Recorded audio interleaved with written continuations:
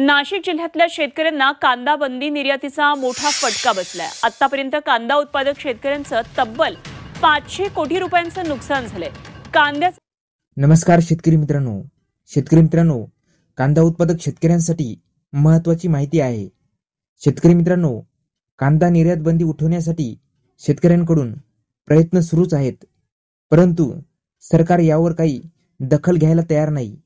शेतकरी मित्रांनो, आपण मागच्या व्हिडिओमध्ये बघितलं होतं की सरकार लवकरच कांदा निर्यात बंदीवर ठोस पाऊल उचलणार, परंतु शेतकरी मित्रांनो, अद्याप सरकारने ठोस पाऊल काय उचललेलं नाही, परंतु लवकरच ठोस पाऊल उचलण्याची शक्यता आहे।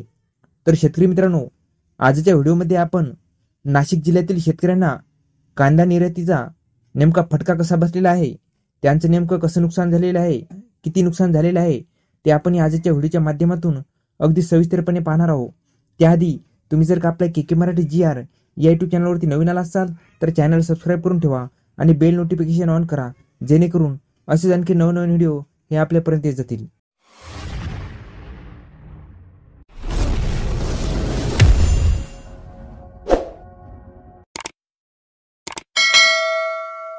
चला तर शेतकरी मित्रांनो, नेमकी माहिती काय आहे ते अगदी सविस्तरपणे पाहूया। कांद्याचे दर नियंत्रणात आणण्यासाठी केंद्र सरकारने 7 डिसेंबरला कांदा निर्यात बंद करण्याचा निर्णय घेतला आणि या निर्णयाला आज आता 1 महिना पूर्ण होतोय।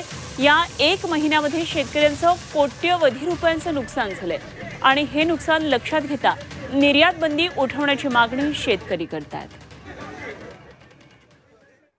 मागच्या महिन्यामध्ये माझा वैयक्तिक जर बघितलं तर 90 क्विंटल आता निर्यात बंदी झाल्यानंतर कांदा विक्री झाला।